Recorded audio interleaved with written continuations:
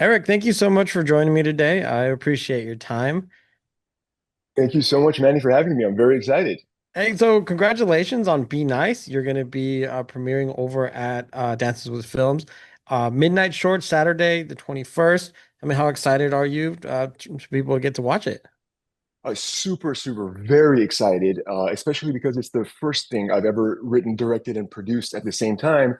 So for it to have gotten to Dances with Films, and I get to see the first thing I've ever done like this on the big screen, so I get to learn a lot from what the audience's reaction, and my parents get to see it. So it's a lot of exciting new firsts happening at once, and I'm really thankful to Dances with Films for being that third party that kind of like fills in that gap from now I've made something to now what, and I'm really appreciative. Now we'll get right into the short in a second, but now that you brought that up, I have to ask you real quick, where are you going to sit? Are you going to be in the back? Are you going to be pacing in the back? Are you going to sit in the front? Are you going to be watching people? Like where in the middle? Like where do you think you'll sit? That is a fantastic question. For sure, I got to sit on the aisle just in case I got to get out of there out of pure embarrassment or anything at any point. I'm always like that. Like I'm claustrophobic, so I can't sit in the back seat of a car or anything. But especially on in the theater, I'm like, okay, let me just sit on the aisle just so I can maybe spot my parents over here and my cast and crew over here. Just kind of keep an eye on everything. I'm basically gonna try and distract myself as much as I can. There's candy, popcorn, great things like that you can distract yourself with. Now, speaking of candy, actually, let's go right into the short. Tell us a little bit about Be Nice. Okay, so the funny roundabout way that I got to here is funny enough, George Costanza from Seinfeld, right? You know how every time he gets stressed out because somebody's not really following that social contract and he starts screaming, he's like, we're living in a society here. We're supposed to be nice to one another.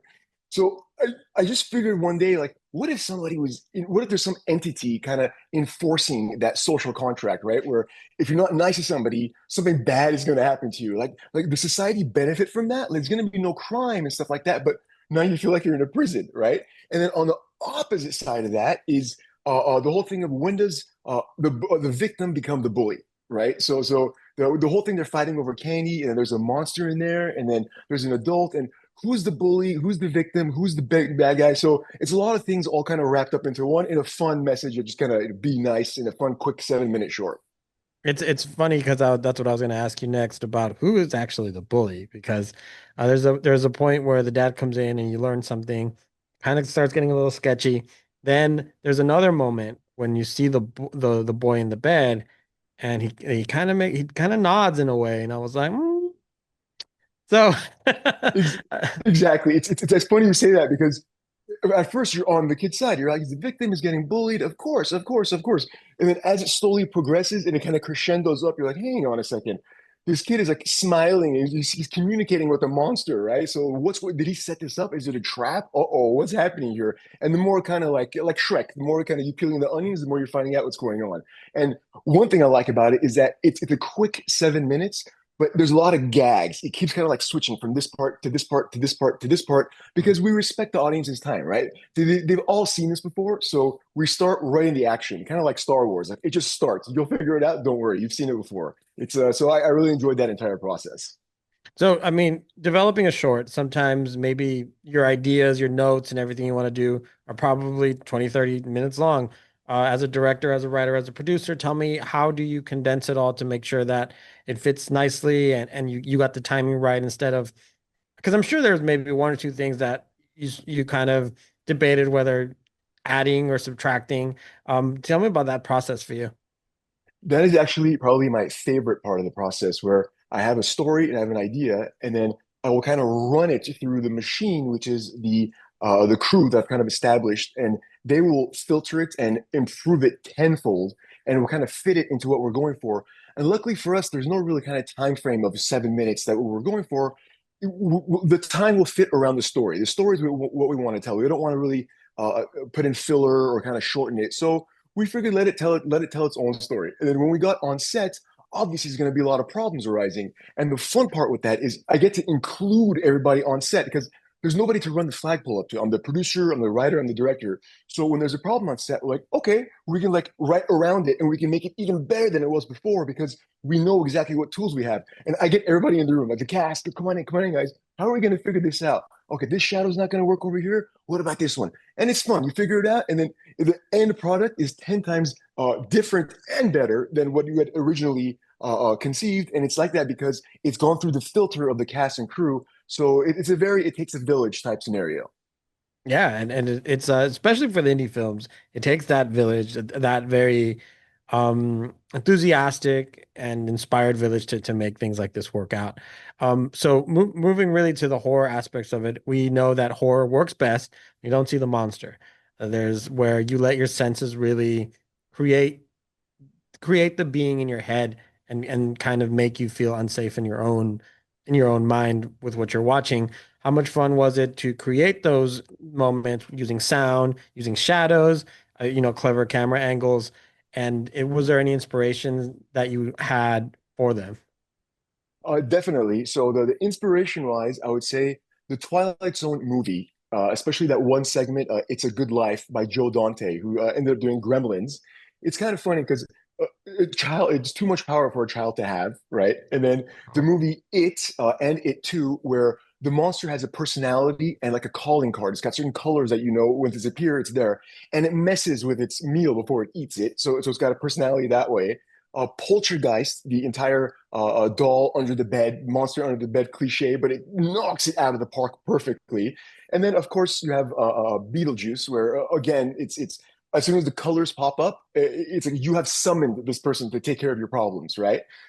So all of those things kind of put together influenced Be Nice, but it's its own thing. Like we've essentially created a monster that you can't kill and works in any genre, any time period, because there's always jerks around the world, right? So it's bringing it from that to on screen was very it's a very fun process, and especially uh, uh, just basically from the very beginning where you're kind of on your own, and then you find one person, and then they find another person, they find another person, and then you start learning that they are going to take care of what you didn't think of, like you were saying, the sound, the angles. That's the cinematographer, that's the post production sound, that's the on set, all these people doing all these different things that you didn't think of. They come up to you, what if we shoot from this angle? What if we shoot from that angle? You're like, yes, all of this, yes, yes, yes, perfect. And then that's how it kind of like it develops into what you see, what you have seen. Yeah, and tell me a little bit about the design of the monster. We do get to see it, and what was your inspiration behind it? I saw a little bit Slender Man. I saw a lot of things that you saw in maybe just really modern day. Because my daughter's really big into horror, and a lot of what she sees is on YouTube or TikTok and things like that. So like I felt like it was a very what's the word I'm looking like modern kind of type of scare, I think. It's yeah, you actually nailed it. Slender Man is a big influence, and going back to Beetlejuice, that one scene where his the banister turns into Oh his like yeah. long arms, right?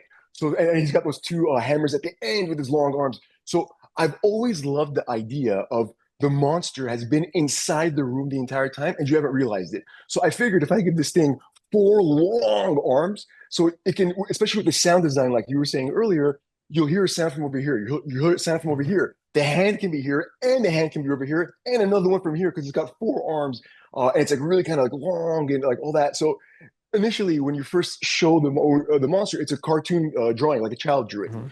So you kind of figure that's what it's going to look like eventually, and then like you were referring to, like I like to see the monster at the end. Like you can't tease it the entire time and not show it at least at the end. So that's at the end we're like, okay, we got to show it. So it took us a while to find the actual perfect looking monster. And the way I produce things is I'm pretty open. Like I have a general idea, the direction I want to go to, but I'm not too specific because I don't want to stress everybody out. And the more minds, the better because it always ends up improving, right? So we tried a few different avenues, didn't work out. And then to one day I found on a website that monster. I go, okay, that's perfect. It's got kind of like eyes like that, so we can see better under in the darkness. And then the hands, we can kind of figure it out. And then yeah, it just kind of ended up all working together. And a bunch of people on set as well were pulling double duty. I think it took about six people to play the monster at the end of the day. So very entertaining, very fun, and very collaborative, which I loved. That's great. I know it's just a 7 minute short, but after creating it and putting it all together, did you take some time maybe to create some extra lore for it at all? I did actually, just in Okay. case. So like, I have like a huge, like a Bible, like they call it in the industry, like a notes section of it's going to work like this. These are the rules. Like vampires, werewolves, all these things. I love them because they have rules, right? What are the Mhm. rules of this monster? So once you start learning it, you can start anticipating it, but it's also going to get you a different way that you didn't expect, right? Definitely there's lore behind this monster. And the idea is imagine an entire town like this. So this is like a microcosm because it's just in a room. But imagine an entire town where everybody has to be nice to each other, right? So you go to the supermarket. Hello, how are you? Good. How are you? How are you? Okay, good. And where is that line of how rude can I be? How insincere can I be before this monster gets me? Right. So there's definitely a lot of lore, and we kind of alluded to it within the short, but yeah, it's definitely ready to go if there's more deeper dive or a bigger version of this, which is kind of what we're going towards. Yeah, let's talk about that because a lot of times some of the better independent horror films that you see, it's like, where'd you get the idea? It's like, well, I did the short first, and it gained some traction, and we decided we wanted to expand on it. So, I mean, you already talked a little bit about the town. I think that's a great idea actually because you don't. It's funny because in this day and age, you don't see that too often, where everyone's being like almost like obnoxiously nice to each other, and then you find out that it's because it's entity. Is that I mean, I know it's kind of asking the same thing, but is that where you're looking to do, hopefully, is to expand this into a full feature film? Exactly. You hit the nail on the head. It's absolutely built as kind of like a calling card, right? To show that this is the idea we're going towards because nobody wants to read a full-on script, right? Just watch a 7 minute short. You're like, oh, I get what you're going for. The bigger version of this, which would be, like you were saying exactly, like a town, right? Maybe it's spreading. Somebody comes into the town and they're not used to it, and they're like, what is going on here? Why is everybody so polite to each other? And another one of the reasons I came to this is imagine you're sitting in the movie theater. Like, how serious does it get as far as the you have to be nice? How nice do you have to be? If you're sitting in the theater and someone's talking over there, is the monster going to get them? Like how kind of accurate and who's in charge of this monster? And so different people that are in charge of this thing, it's kind of holding a dog. It's going to take on the role of whatever is in charge. So there's a lot of things that play over here. And at the end of the day, you can't kill it because there's always going to be somebody that's a jerk or a rude or something like that. So the goal is basically to expand this into not just a film, but much more than that. So it's very exciting stuff, and especially now that I have the confidence and the experience. All the other stuff I want to do after this is like very exciting as well. It's kind of like the world is open now. Yeah, it's funny as you're talking, I'm picturing a trailer in my head. I'm a very visual person, which is why I like to read horror also. So as you're doing that, I'm visualizing it and I was like, this could really work. This would be really good. Picturing something like a opening in a grocery store, kind of like in I think the movie's called The Mist, Yes, I love that movie. and then somebody come, from out of town, but noticing that everyone's like, they bump into somebody and they freak out, but also try to be really nice. And then at some point, there's a diner scene where you're trying to ask the kind of the classic diner. Um, I'm sorry, I'm rambling now about what I think that movie No, that's should look perfect. like. That's perfect. But And also, for sure, there's going to be some sort of cultists, right? That like Mhm. worship this entity or whatever. So that's going to throw a whole different aspect wrench into it. So I love the way you're thinking, exactly like that. Because where is the line? Oh no, why is everybody so afraid? So is it improving society or is it making it 10 times worse? I mean, no crime, everyone's polite to each other, but they're also like in fear. And how do you act when you go home? How do you treat your loved ones? What's going on here? So it's I love that whole kind of tiptoeing the social Yeah. contract thing. It's one of my favorite things. Oh man, I cannot wait for people to see this. I hope that you have a great time at your premiere. It sounds like it's going to be quite the feather in your cap as far as an experience for you. So Eric, all the best for you, and I really hope to get to chat with you in I don't know, a couple of months, a year or so, to tell me, this is becoming a feature film, and I want a credit on the trailer if you kind of use some of my ideas. So Absolutely. The entire trailer will that, be this entire supermarket scene for sure.